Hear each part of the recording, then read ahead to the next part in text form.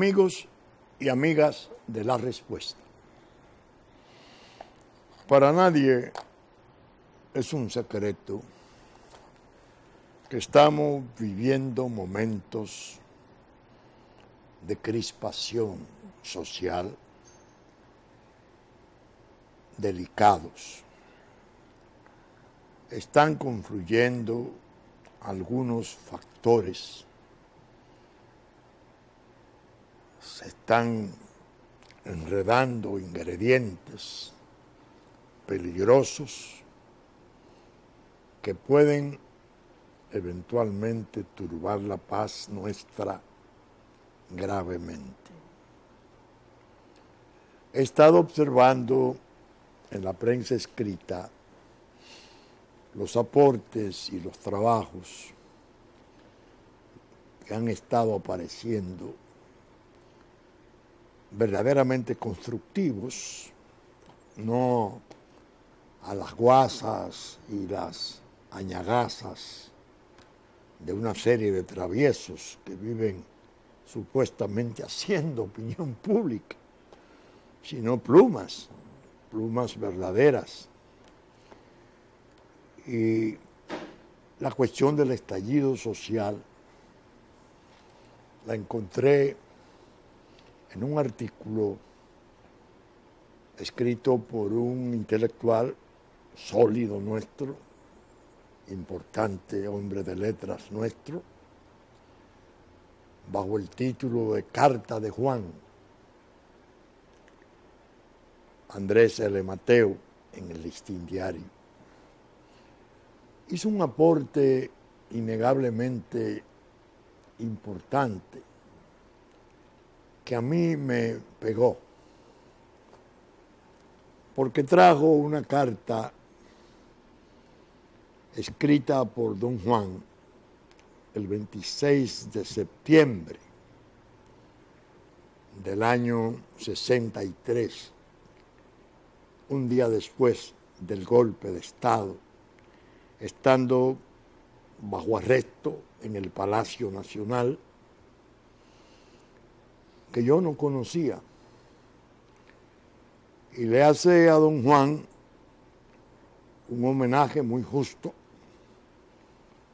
muy serio, el artículo, hablando de la categoría del hombre, la categoría moral del hombre, y cómo él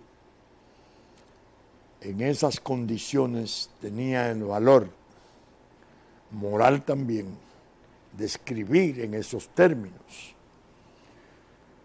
donde hablaba de que él no claudicaría en ningún caso, y hacía advertencias. Solo trajo unos cuantos párrafos, no la conozco en extenso, que ojalá el doctor Mateo se anime a darla en extenso para conocer cuántas otras cosas valiosas pudo decir en esa carta aquel prócer, en aquel momento tan crítico de la República. Naturalmente es una pluma flamígera, y lo que traía era un contenido muy fuerte para la sucesión de don Juan, tanto en la versión de Leonel Fernández como en la versión de Danilo Medina, sus gobiernos, no a ellos solamente, sino sus administraciones, para hacer un contraste entre la prédica inmensa del prócer y la realidad en que ha devenido la presencia del Partido de la Liberación Dominicana en el poder, bajo la guía de estos hombres, estos dos hombres fundamentales. Me puso a pensar, porque él hacía una advertencia que hay que atender relativa a un previsible estallido social.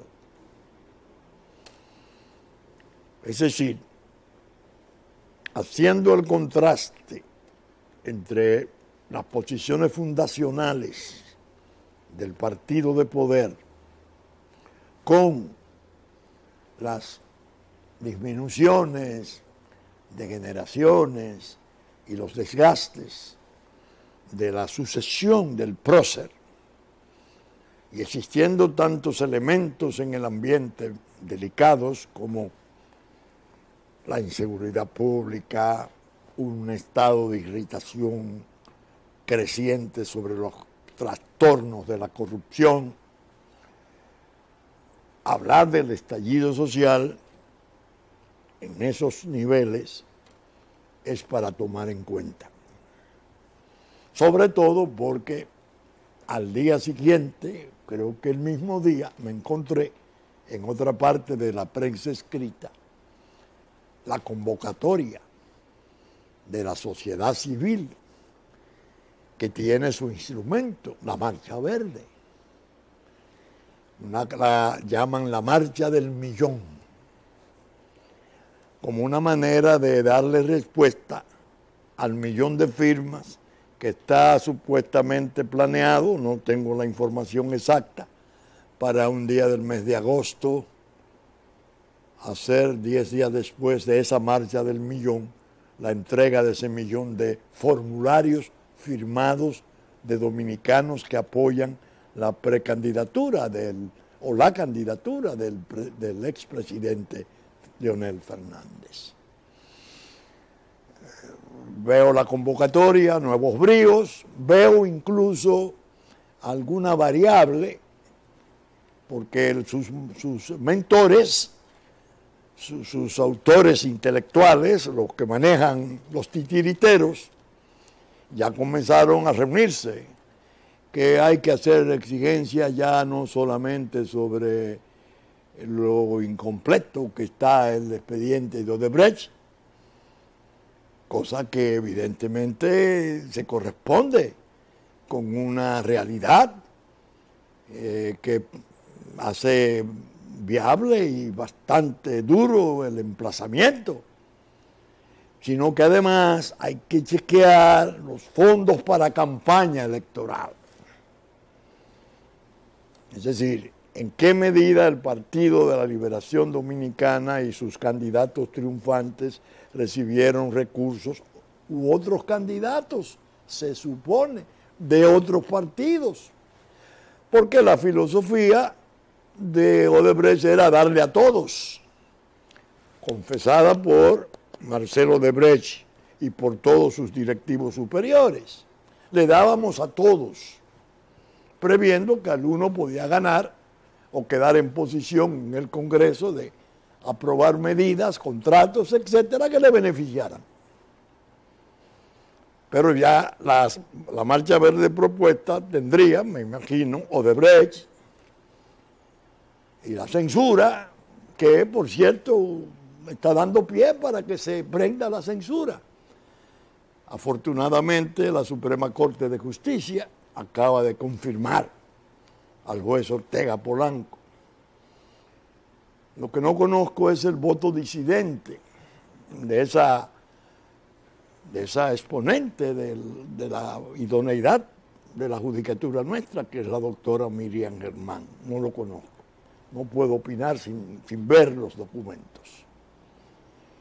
Pero evidentemente la Procuraduría General de la República cometió el error de emplazar a la Suprema Corte de Justicia en términos posiblemente vejaminosos, que andaban buscando un juez fácil, un juez que estuviera de acuerdo con los imputados, como ejerciendo una presión. El juez Ortega Polanco para mí es un excelente juez y todas las noticias que yo he tenido son sobresalientes.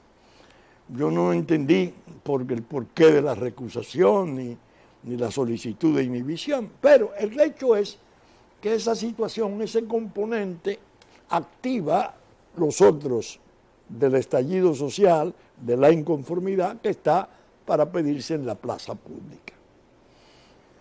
No solamente leí ese artículo con interés por lo sintomático, por lo que puede tener de advertencia de previsión importante, de previsión seria, sino que cayó en mis manos un artículo que publicara un joven profesional brillante, Manuel Fermín Cabral. Lo escribió en un periódico de cuyo nombre no quiero acordarme, pero interesantísimo, relativo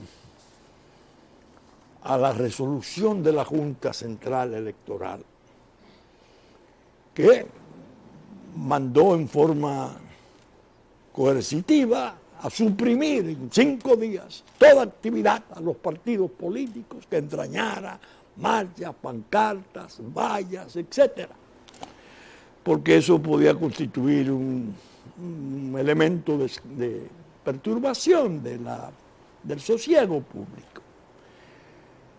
El artículo del doctor Fermín Cabral, Manuel Fermín Cabral, es brillante, pero brillante por la consistencia técnica, la inconstitucional e ilegal medida de la Junta Central Electoral. Fue del 26 de junio del 2018. A los jóvenes profesionales que siguen la respuesta, yo les recomiendo que lo procuren en internet. Basta con yo decir en un diario digital cuyo nombre no quiero acordarme, por razones más que explicables. Pero bien, el artículo es muy sólido, muy bien artículo, muy bien formulado, con un apoyo jurídico impresionante en el ámbito del derecho administrativo, y vale la pena leerlo. En definitiva, la respuesta ha estado atenta a las cosas que se han venido suscitando alrededor de la crispación como caldo de cultivo para un eventual estallido social de que hablaba el intelectual Mateo. Ahora bien, la Junta Central Electoral, yo he dicho, y lo dije en presencia de su pleno, cuando fuimos convocados los presidentes de los partidos políticos para hablar sobre la cuestión de las primarias abiertas o cerradas, las asambleas para elegir candidatos. La Junta Central Electoral es el organismo más importante de la República hoy por hoy. Yo he dicho y sostengo que en sus manos está la paz, como en los desaciertos que pueda cometer o en el grado de degradación a que la pueda someter la inconformidad de sectores del ámbito político, estaría el desorden también en sus manos. Por eso he dicho y sostengo, es un organismo a fortalecer, alimentarlo de confianza, a contribuir a que su reputación y su prestigio se mantengan intactos, en la medida en que se puede aspirar a ese ideal en medio de esa tormenta de pasiones que es la lucha política. Tiene por delante tareas difíciles de cumplir y salir ilesa. Elecciones congresionales y municipales en febrero, atiendan las fechas del 20. Elecciones generales en mayo, una segunda vuelta eventual. Hacer esa experiencia electoral en serie implica la necesidad de cuidar primorosamente el prestigio del organismo. Porque si se deja socavar, si se imputa, si se daña, eso va a reflejar en el estado de ánimo nacional, en la decepción cognitiva que llaman, porque el pueblo necesita orientación. De por sí viene dando tumbos en los aspectos sensitivos que ustedes conocen, cómo lo trata la respuesta de soberanía, territorio. Viene sometido a un asedio peligrosísimo. Pero ahora esta turbación institucional, que la Suprema Corte de Justicia es emplazada por la Procuraduría General de la República, que la Junta Central Electoral dictó una resolución con un contenido coercitivo que evidentemente choca con derechos fundamentales y con disposiciones constitucionales. A mí me han llegado versiones, contribuciones, aportes de todo género. A la gente que se me ha acercado a comentar de buena fe el descalabro de la última resolución, le agradezco sus aportes, porque realmente el programa se estimula y en gran modo se alimenta de sus interactivos diferidos, que yo llamo, pero sin perder el equilibrio. Y a todos les digo, señores, esa junta que está ahí está constituida por profesionales importantes y gente buena, de buena calidad humana. Esa junta tenemos que ayudar a que preserve su reputación y que sus decisiones resulten imponentes, respetables. Si nos dedicamos todos a carcomerla, a rullirla, nos estamos haciendo un daño. Vamos a trabajar en favor de animarla a las rectificaciones, porque rectificar es de sabio y es un proceso complejo. Nosotros en la respuesta dijimos la semana pasada, el gobierno, sobre todo el injerto del gobierno, es perverso. Incluso en el manejo de los recursos se dio una prueba escalofriante hace un año, 2 años, cuando se formulaba el presupuesto nacional y se le olvidó una de las altas cortes. Le enviaron el presupuesto de esa alta corte a otra, por error, por olvido. En el fondo se trataba de un metamensaje odioso. Nosotros manejamos los recursos. Ustedes tienen necesidades de los recursos, desesperantes necesidades, o si no fracasan. Luego hay un grado considerable de dependencia con nosotros. Si se portan bien, conforme a nuestros proyectos, nuestras ideas, nuestros propósitos, amén. Si se rebelan contra eso o le hacen resistencia, prepárense. Eso lo sostuvimos la semana pasada. Vienen unos amigos y me dicen, mire, el asunto es más grave. Hubo resoluciones de la Junta Central Electoral en los años 7, 12, 14 y 16, oponiéndose a dictar una resolución similar a esta última, que es objeto de examen y consideración.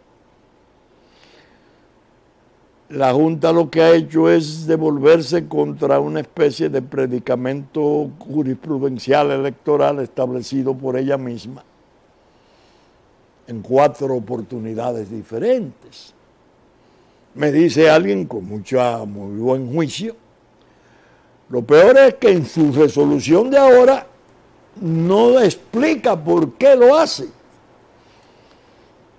porque una jurisprudencia se cambia, pero hay que justificarla. Si hubo un cambio en las circunstancias, si hubo un cambio en la composición política, si hay algún fenómeno externo, alguna necesidad no prevista. Eso es parte de un considerando para poder renunciar a un estado de... Además, me decía el amigo, ellos pudieron haber dicho, bueno, esos fueron otros jueces, sí, y otros tiempos, sí, y otras circunstancias, sí, pero dígalos. ¿Cuál es la circunstancia para poder justificar el cambio? Sobre todo porque se trataba de una medida odiosa, porque es prohibitiva, sin que existan motivos reales, ni siquiera aparentes, de que la sociedad esté perturbada. Al contrario, yo sostengo que la actividad política entre nosotros es una especie de quehacer continuo. Las zafras son las elecciones para los activistas y trabajadores de la política, como para la comunicación social, que es la que se lleva el 80% de los recursos. Pero antes del periodo electoral propio, la gente en el activismo que se reanime lo que hace es que encuentra algún tipo de ingreso, de sustento. Sí, la medida es grave porque también daba instrucción a los gobernadores, a la policía, de evitar cosas de estas, que ya eran actos que iban más allá de lo tolerable. Me traen esas 4 resoluciones. Yo digo, bueno, de todos modos, es bueno recordárselo a la Junta si fue un olvido, si fue una omisión voluntaria o involuntaria. Pero no. Ya el día antes de hoy, en que grabo, el jueves, grabo viernes, me traen algo más alarmante. Ocurre que el acta número 9/2018, acta de sesión administrativa extraordinaria del Pleno de la Junta Central Electoral, celebrada el 14 de mayo del año 2018, junio, julio, 2 meses, respondiéndole a un requerimiento que por alguacil le hiciera Alianza País, partido presidido por el doctor Guillermo Moreno, la Junta, esa Junta, los jueces que dictaron la otra resolución, le explicaban a Alianza País por qué no se aventuraban, por qué no se lanzaban a dictar los reglamentos que Alianza País le exigía o le pedía, en previsión del tranque de la ley de partidos y de lo relativo a las primarias abiertas o cerradas.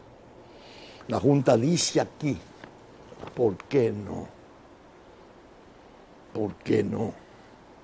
No podemos, porque estamos fuera de tiempo para hacerlo constitucionalmente, y lo explica todo primorosamente. Nosotros tenemos que esperar al periodo propio cuando se proclame abierta el proceso eleccionario. De otro modo, podemos tomar resoluciones de organización nuestra. Citan una de los diputados, diputados que salían de una jurisdicción para otra, pero de organización nuestra, pero no hacia los partidos, no hacia la población. Eso hay que esperar que se abra el proceso se dicte la proclama de apertura del proceso electoral. Dicho esto, el 14 de mayo de este año, por la propia Junta que dicta la última resolución, dando 5 días para que suspendan toda actividad los partidos, hay algo muy grave ahí. Tuvo que intervenir, seguro, alguna presión de mala raza. Algo se le planteó a la Junta como crucial, que yo creo que está girando alrededor de los recursos. Eso pudo mover el error. Dicten esto, paren esto, que en el fondo se ha visto claro que fue una burda reacción del injerto, que es el que está histérico. He dicho muchas veces, no lo busquen en el partido y en el danilismo. La mayor oposición y la forma más cerrada y visceral de ver a Leonel Fernández como un fantasma dañino para la República es el injerto que encabeza Gustavo Montalvo. Cuidado, la extorsión que pueda venir de las presiones de los recursos, la lentitud de los recursos, la aplicación misma de las cantidades requeridas para todo el apoyo logístico que se necesitaría para organizar esa serie de elecciones, señores. Muchas veces pienso, me luce que hay manos en la sombra que en el fondo no quieren el proceso electoral.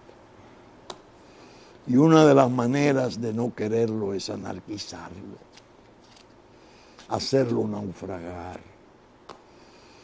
La aplicación de aquel lema de la guerra, si no puedes alcanzar el puente y sostenerlo, vuélalo.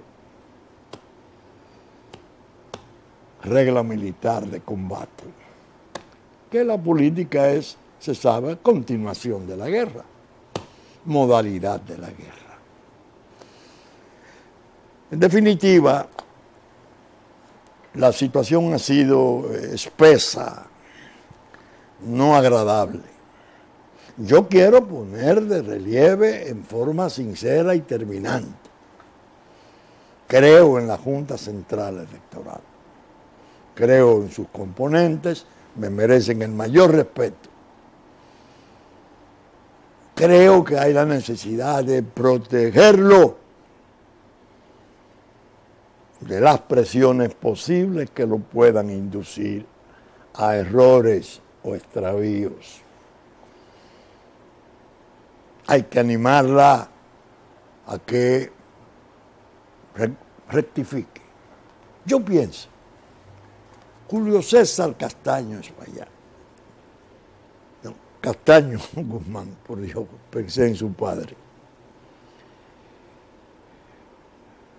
Es un modelo de cortesía, es un hombre de paz y muy inclinado siempre al consenso.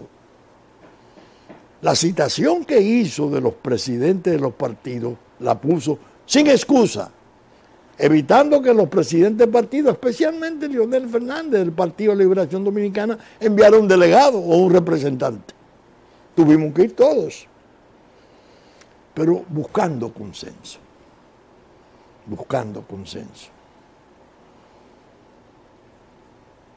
Los demás miembros, todos, son merecedores de mucho respeto porque son gente que está muy calificada en la sociedad nuestra.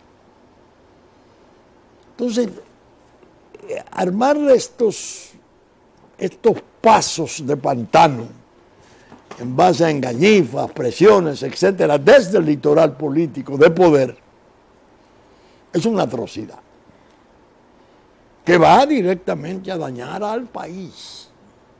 Porque no se trata de una jerigonza, de una reyerta ahí entre instituciones, no. El que está jugándose la faja de su paz es el país. Porque es muy bueno organizar y poner dinamita aquí, una mina allí, otra mina aquí, y ¡pum!, explotar cuando venga el lío. Ah, bueno, no supieron, no pudieron, fueron desbordados por los hechos. No, hombre, ustedes estuvieron trabajando para que eso se produjera. ¿Qué podía evitar que Julio César Castaño dijera, esta resolución, esta queja que hay de perturbación, de peligro para el sosiego público, ¿quién la hizo? ¿El gobierno? No, el gobierno no necesariamente, sino el injerto del gobierno, que es el más peligroso. El que está detrás como contexto de la Marcha Verde, el primero en felicitarla cuando salieron por primera vez. El que leyó previsiblemente las querellas criminales de Odebrecht contra el presidente de la República. Porque una de las entidades querellantes, en una forma u otra, fue su hábitat. ¿Qué es esto? Manos en la sombra. Peligroso. ¿Qué hubiera evitado, preguntaba, que Julio César Castaño Guzmán dijera, convóquenme los partidos, incluso para darle cumplimiento a disposiciones legales? El tipo de ordenanza, de resolución, debía de ser por lo menos consultado con aquellos sectores a los cuales le habría de ser aplicada. Los partidos políticos. Vamos a suponer que esa reunión se hubiese dado. Habría que decir, primero, evaluar las turbaciones sociales fruto de las marchas o de las reuniones multitudinarias que pudieran hacer los partidos. Tráigame muestras. ¿Cuáles son los hechos? Ah, en tal parte hubo una balacera, en tal parte murió una niña de una bala perdida, en tal parte, bueno, ya eso es más grave. Vamos a ver, vamos a ponernos de acuerdo. Vamos a hacer las actividades bajo techo, en pro de la paz. Eso es consono con la manera de ser de Julio César y de los demás miembros de la Junta. ¿Por qué no se hizo? Esa es la pregunta mortificante. ¿Por qué de repente ese rayo en un día de sol? Esa es la preocupación que subyace en esos extravíos, en esos fallos, evidentemente, como dice el doctor Fermín Cabral, que es muy preparado en una afirmación. Se trata de una obra o de una iniciativa de mal gobierno. Es en el léxico administrativo, quiere decir, fue una ordenanza incorrecta, violatoria de la Constitución y de las leyes. Afecta a importantes sectores de la sociedad, fue en consulta. ¿Qué hacer? Revertirla, rectificarla. Sobre todo ahora que aparece el esperpento, no esperpento, no el fenómeno, pero un tanto esperpéntico, de la Marcha Verde del Millón. Usted me dirá, no, pero que eso no es un partido político. Ajá. Y una manifestación que se hace para demandar y pedir ardorosamente la renuncia o destitución de un presidente de la República no es el acto político más importante y grave que se puede plantear en una sociedad determinada. Es peor. ¿Qué hacer entonces? ¿Se va a prohibir la Marcha Verde? la Marcha Verde tendría que refugiarse bajo techo. En definitiva, una situación muy desagradable, muy merecida. Y ojalá los miembros de la Junta se reúnan nuevamente, elaboren los precedentes electorales existentes, razonen sobre su propia resolución de mayo y se pregunten en sus conciencias, ¿por qué si en mayo dijimos que no era el tiempo de nosotros dictar reglamentos? Porque la facultad constitucional nuestra está albergada en el periodo electoral mismo. En mayo dijimos eso. ¿Por qué en junio venimos a hacer una resolución potente, coercitiva? No tiene otro nombre. ¿Qué fue lo que influyó para que nosotros cambiáramos? Porque fíjense que yo insisto mucho en la turbación del sosiego. Vamos a suponer que en una marcha de esta que se hacen o se han estado haciendo surja una desgracia. Qué sé yo, un imprudente que llevó un explosivo o desde un patio tiró un explosivo, mueren 8, 10, no sé cuántos. Bueno, señores, lo mejor es dejar esto. Vamos a convocar a los partidos, miren señores, vamos a refugiarnos en los lugares bajo techo. Vamos a dejar las caminatas de momento, dejémoslas para el tiempo electoral. ¿Todos de acuerdo? ¿O la mayoría de acuerdo? Bueno, lo hacemos. Pero en la forma que se hizo, no. Con el draconé, como se dice, que surge ahora, con ese partido que no es inédito ni es secreto, que ya incluso tiene sus perfiles de sus candidatos posibles, una vez logren la destrucción de la unidad del Partido de la Liberación Dominicana, alguna vez alcancen la destrucción del sistema tradicional de partidos políticos y desde la sociedad civil se haga la oferta de su muñeco de porcelana o sus muñecos de porcelana. Mientras tanto, la mano en la sombra dice las abiertas, porque necesitamos 500,000 de nuevos votantes, otro colchón étnico que responde a celulares porque está organizado. Y vamos a los poderes públicos.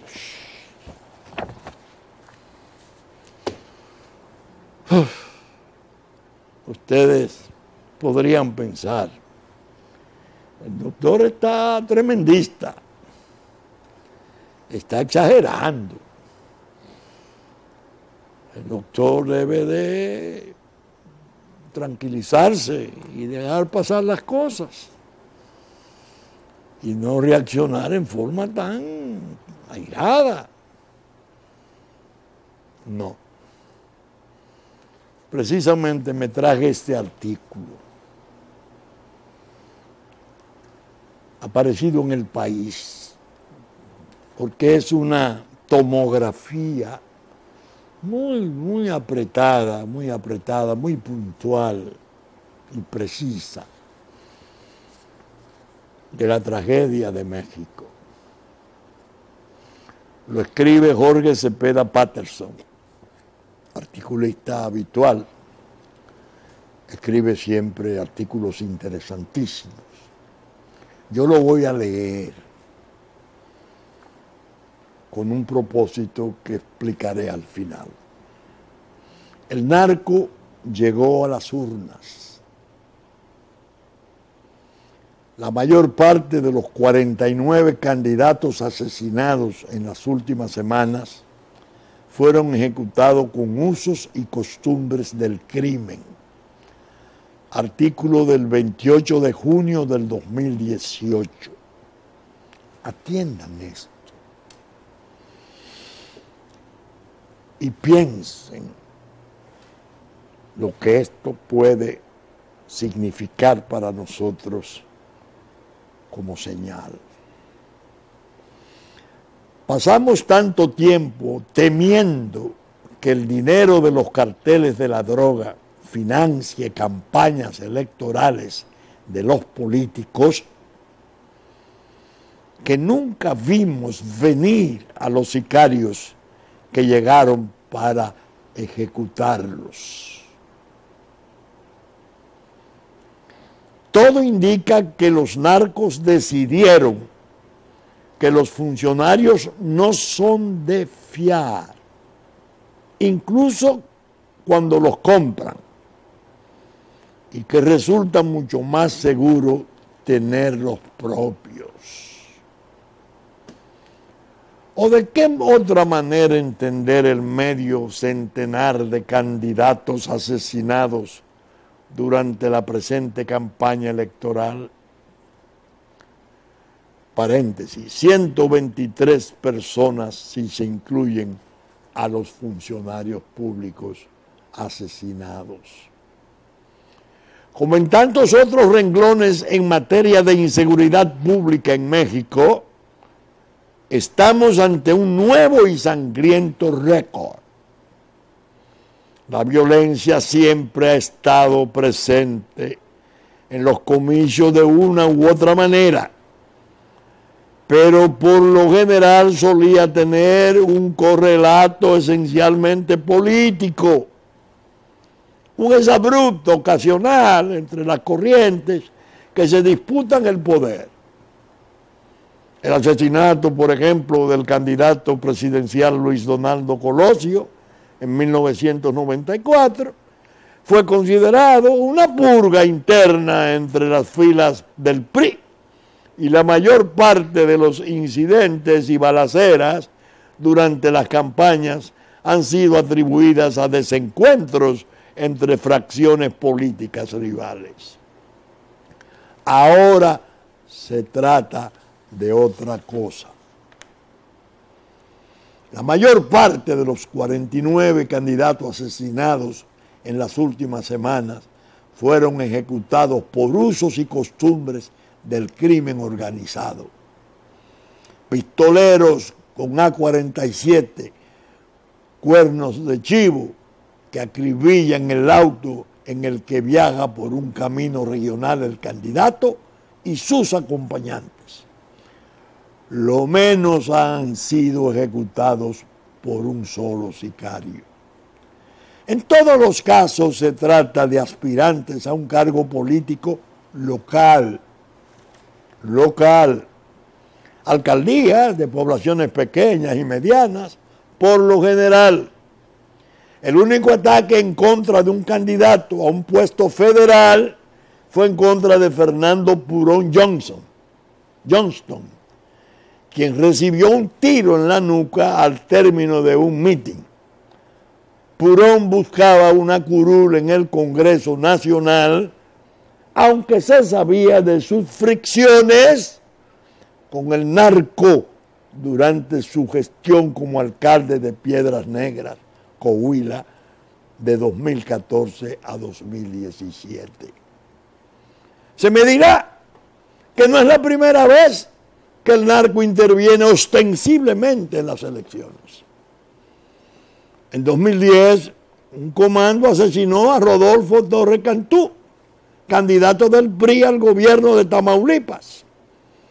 Claramente se trató de una medida extrema en un proceso de desencuentros entre la clase política y el poder criminal local. Lo que ahora vemos es de otra escala y refleja la manera en que los carteles se han apropiado de regiones rurales completas. Ya no basta asegurar una alcaldía permisiva que les permita el trasiego de drogas. Ahora el narco requiere el control absoluto de la policía municipal. Eso le permite blindar la plaza para impedir el arribo de bandas rivales y expandir sus actividades a muchos otros rubros delictivos como piratería, tala de árboles, robo de ganado, asalto a transportistas, extorsión generalizada a comercios y productores, prostitución, entre otros. Podrá decirse que 49 muertos son pocos en un país en que la cifra de asesinados superará las 25.000 personas este año. Pero, por desgracia, son suficientes para alterar el significado mismo de los procesos electorales en estas regiones. Por cada candidato sacrificado hay centenares que prefieren renunciar a la candidatura y seguramente son más los que deciden de plano doblar las manos y ceder a las presiones de los capos locales, que normalmente comienzan por exigir la comandancia de policía para uno de los suyos. En ese sentido, el impacto es enorme, particularmente en las entidades de mayor incidencia, como Puebla, Oaxaca y Guerrero. Ciertamente el fenómeno es regional. No estamos hablando de la posibilidad de un narcopresidente, ni mucho menos.